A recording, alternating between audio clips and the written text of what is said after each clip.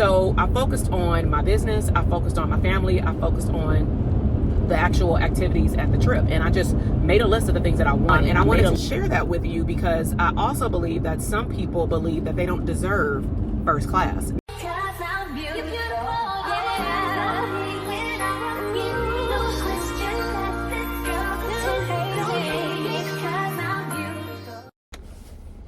Hey, y'all. Welcome back to the Car Chronicles. My name is Dr. TK, and today we are going to be doing part 2 of manifesting your desires, but talking specifically about luxury hacks on a budget, okay? So I didn't finish this part because I dove so deep into part 1, but just to give y'all a little context, I'm on my way to the beach, and so me and my son got on our beach gear. It is 96 degrees out here, but it should be cooler by the beach. I'm in Southern California, and one thing that I realized is that my son has actually never been to a beach in Southern California. The only beaches that he has seen has been in Hawaii. So this will more so be interesting because of the differences in what the beaches look like in Southern Cali. So y'all stay tuned. I might upload some footage, but I'm also gonna do just a fun vlog day of just what it's like to get outside the house, and I'll link it up on my other channel, so I'll link that below. So anyways, let's talk about abundance luxury hacks. All right, so in the previous video, if you haven't watched it, check it out below. I had talked about me manifesting my first Louis Vuitton bag, but there were so many nuggets in that video related to but not limited to, what is a high yield savings account, how and why should you put money to the side every single time that you get paid, even if it's $5, 1% up to 10%, how that is related to what I coin as an abundance fund, and just really talking about how you could save up for something that you want based on your desires, and that you should not start pricing stuff before you list out your desires because it may mind trick you. So the second hack I'm going to talk about is travel. So I'm a big component, being in my 40s, of life experiences. I have run the town. I've had my time in, in life where I'm gonna say in those streets in terms of clubbing, right? A lot of people don't know, I used to promote for clubs all throughout college, meaning I would get out of college around 1 o'clock. I would go home, work out, cook for my mom before she got home from work, do my homework, and then I would go to sleep at 5 and wake up at 11 and leave the house and then come back at 4 o'clock. Clearly my grades had suffered, and honestly, I didn't improve my grades until I realized I wanted to go to grad school, but that also is linked to, knowing your why and knowing your purpose. Let me go back a little bit. So my family has always exposed me to travel, okay? I have been very, I'm gonna say privileged Black girl coming from Compton, having a grandmother that worked for the airlines. And I'll link the audio podcast of this because it breaks down how I got accustomed to first class travel. But in a nutshell, when I was 11 years old, my grandmother had me as her companion all the time. I went to places on the East Coast, down south, Hawaii, including to see family. Needless to say, I was not a stranger to travel. And then my grandfather had a van where we would always take road trips. And so they had already exposed me to more than what I realized later in life my peers had been exposed to. But I wasn't a braggadocious kid at all. Nobody would even know that I was on vacation. I was the kid that when someone said, "Oh, why are you leaving class early today?" I would be like, "Oh, I'm going to visit family." I wouldn't say, "Oh, I'm going to Hawaii. My family lives on a base. Me and my grandmother gonna ride first class." These kids nowadays is a whole nother level. And so now fast forward, I had always had the desire to travel first class again, but I knew that when it was on my dime, I could not financially afford to do so, whether I be by myself based on the places that I would go, or, as I started to, I remarried, had a family, and a family of 4 is not a game when it comes down to first class travel, but if you make enough money for it, it becomes a normal thing. And so I remember it like it was yesterday. This was when my son, the one that's in the back seat, because I have an eldest son, my stepson, he's 13, and then my youngest is 6. And so I remember when I had my son, 6 months old, I was part of a coaching program, and my mentor is in Florida. I had been part of her program for 5 years in her mastermind. I'm still part of her community. I'm just not in the mastermind, perspective. But when I go out there, they're my family. I go to church, and all the things. And so what I ended up doing is her daughter, she was also like a mentor in the program, really heavily on manifestation, affirmations, and travel. And I'll link her social media profile down below. They're known as Dr. Stacia Pierce and Ariana Polanco. So they're really heavy into manifestation. And Ariana had came out with these travel cards. I'll actually post one like right here so you can like see it a little bit. But I got the cards and it was like creating a mini vision board. So I had told myself when we were getting prepared for this travel that I have to go because, you know, it's for a conference for the program that I'm in. But this is like tip number one, let's just get the tickets so that we can secure our trip to Orlando, Walt Disney World, right? Let's set aside money for budgeting. So hack 2 is I started to put together a plan for what's called an envelope system because my husband was going to the conference with me. We had brought a cousin, so we flew him out there. We were staying in my mom's timeshare, just to give y'all an idea of, again, hacks, right? What we got to do is what we got to do. And sometimes it's all not like extra luxurious with like a 2-bedroom villa. You know, my mom has a studio, like a 1-bedroom, it's not studio, it's a 1-bedroom suite. It has a kitchenette, like full-blown kitchen, but not like super, super big, a dining room area. But basically it has a king bed and then it has a pull-out queen bed couch. So with 5 of us going, most people would assume, okay, you know, y'all would get a 2-bedroom. And the answer was absolutely not, because I didn't have all the extra finances to be able to do that. Like I was just getting back on my feet from an extended maternity leave, from being on bed rest at 5 months pregnant to then having an emergency C-section. I was up on my feet after the C-section a lot sooner than anticipated, but still it was the recovery process, wrapping my head around being away from my son, at work, in my private practice, running a group practice because I had not yet shut it down yet. And then I was starting my digital product journey out loud in terms of telling people what I was doing, because I was teaching people how to leave their job, how to have a profitable private practice, how to use what I call business therapy, shifting your mindset to be able to manifest the things that you want, because I was teaching them what I had done, but I wasn't all the way out there yet. And so things were slow. And so I got very strategic. So now I'm going to get into like more in-depth travel hacks.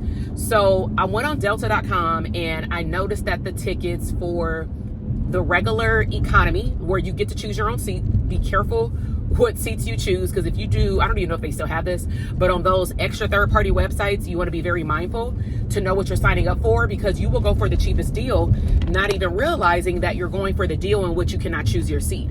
And you will end up in a middle seat if the flight is booked, and most Delta flights are booked, especially from like LA to Walt Disney World, always booked, right? So we knew that we had companion passes through Delta credit card. We knew that we had points, and we knew that my son flew free, but it's still a total of 4 of us in which we got to buy tickets. And so we did some research, and we had enough money to buy 3 tickets, and one of those tickets would accompany a companion pass. We hit up the cousin and said, are you sure you're able to go? Because going back to my husband going to the conference, and the envelope system is that this cousin was going to watch the kids was that this trip? No, this was the actual, he went twice. So during this trip, he was going to actually be with my husband at the event. That's what it was. He went with us the year before, and we only had the eldest son, so we did the envelope system that year too. I'm getting it confused. We flew regular economy, and he took our son to like the amusement parks while my husband was with me in the first year of the mastermind program. I was pregnant, that's what it was. And so the following year, my son is 6 months, and my cousin was like, I don't know if I'm gonna go yet. And I'm like, oh my God. So finally he told us, but we couldn't wait. We needed to buy our tickets because they were at a good deal. They were for something. However, what I did is I still had my vision board, like little cards up. And I said, I want to fly first class. I want to go to Walt Disney World first class. So I believed that it would happen. I created a vision board for it were to happen. I looked at the pricing of what would be the difference between a regular economy seat. Back then, Delta Plus, Delta Comfort wasn't popping like that. So I'm like, well, what will be the financial difference between regular economy and first class? And it was, let's just say, an $800 difference. And so I said, well, I'm not going to do that for 4 people. Now, my husband could have went first class, And then we could have had the cousin sit back with the kid. I mean, at the end of the day, he was going to be watching him anyway. But I'm like, no, I want the whole family to experience this, including our eldest son, because my baby was going to be on my lap. And so what we end up doing is, like, I kept checking the website, and the price wouldn't go down. It would actually go up and then go back down to where it was. And I'm like, like, this is meant to be. So I heard God tell me, I call these intuitive downloads. I got an intuitive download that just said, don't worry about the how. I'll figure it out. Just map out your trip. Map out how much it costs for y'all to go to Walt Disney World, you know, all these things. So I focused on my business. I focused on my family. I focused on the actual activities at the trip. And I just made a list of the things that I wanted. I made a list of the experiences that I wanted us to have outside of the event that we were going to, renting a car, you know, pool day and itinerary and all that kind of stuff. So one day I'm in my office on the computer and I get an intuitive nudge because the vision little board was taped on my wall in my office and it kept falling down. Now, I'm not gonna lie, this is not the first day that it fell down, but I just thought it fell down. Like back in the day, I was like, is this little Dollar Tree like clear tape? I don't know. And so it kept falling down. And then the day that I got the intuitive nudge was like, why don't you look at which card fell? Because I had about 6 different travel cards on the board because I was manifesting heavy travel that year, or, you know, in the future. And so the card had fell down where all the cards on the back look exactly the same, but you won't know which card it is clearly until you pick it up and flip it over. So when I picked it up and flipped it over, it was the Walt Disney World. And that's when the intuitive nudge or download said, go check the prices again.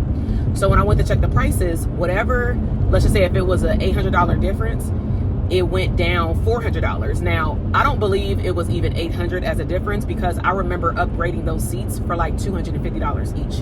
And at that point, I had already in my business generated well over the $1,000 we needed to upgrade our seats. So of course I make a big, deal about it. I go on Facebook Live. I tell my cousin to come over, the one who's going with us. I tell him and my husband, hey, I'm going to share some things about mindset before we go on this trip. Can y'all come over and support me on the Facebook Live? They said yes. They were downstairs. I was up in my office. And then that's when I announced that we had manifest. I told them this whole story on Facebook Live, like I'm telling y'all, but a lot slower. And then I had, basically said they should be watching now. And so I'm just here to let y'all know that our family is flying first class to Orlando, right? So why am I sharing this with you? Number one, again, like I talked about in the other video, you want to sit down and identify and be crystal clear about exactly what you want, right? I know that I enjoy first class travel for my own personal reasons, right? I like certain things. We'll get into that aspect like maybe in another video, but I enjoy first class travel, the experience of it, the more room, the getting on the plane, first, getting off first, luggage perks, food, it's just it's Cybertruck. Yeah, Cybertruck. So I like different things about it. And so that's how I desire to travel. It's just not about the destination to me. It's about also the experience of getting to the destination for me. And so be crystal clear. That's number one in terms of manifesting what you want. Be very clear, crystal clear about what you want. Number two is write it down and claim it. Do a vision board. Do whatever you have to do to believe that it's already yours. But you do want to tap into number three, which is an emotional connection. So for me, the emotional connection was making a vision board and imagining me and my family in first class together, where we enjoyed our to and from to Walt Disney World. And the next step is to don't worry about the how. So that, to me, is the most difficult step because we try our best as humans to control the outcome. And the fact of the matter is your blessing may be coming to you, but not in the way that you assumed. So mine came to me randomly one evening just by a card falling off the wall and by me listening to my intuitive nudge to tell me to look at the card. And then the next step, me listening, was go check out the prices, right? But I could have just ignored it like I low-key did the couple of other times that it fell. But maybe during those days, if I would have checked, I wouldn't have got the same deal. And so it was a wild experience. And I wanted to share that with you because I also believe that some people believe that they don't deserve first class. Now, first class for you can be on a flight. It can be upgrading your seat. If you fly on like a airline that they don't assign seats, maybe you pay the extra $15 just to board early. I know that depending on where we're going, if we're going on like a Hawaii flight, and from LA, we have nonstop flights to Hawaii on Southwest, and they by far have one of the best deals, unless we really, really want first class with like a TV in the seat and all those things, right? Because Southwest took all of that away. But for us, the last 3 years of even going to Hawaii has been a blessing to get like tickets for $99 each way, $199 each way if you catch them early, $250 each way, you know, with 2 bags for free per person. But in order for us to get even the seat that my son likes to sit at, which is above the wing, which is where a lot of people try to go sit, adults and kids, is we may choose to upgrade our ticket to pay the extra $15 each way per person so that we can board faster. Now, yes, we do board with minors, so we can board after the A group, but there's been plenty of times where we boarded with after the A group and then all those seats were taken. And if I can help it, I will try my best to get the seats that we know that we desire, because I'm not gonna lie, when we sit over the wing, it actually preoccupies him where he only plays with his airplanes. He doesn't even want to watch his iPad. And that is a plus considering that flight is almost 6 hours, okay? So let me know in the comment box, what do you want to manifest in terms of first class anything? If you want to manifest first class travel, where do you want to travel to? Who do you want to travel with?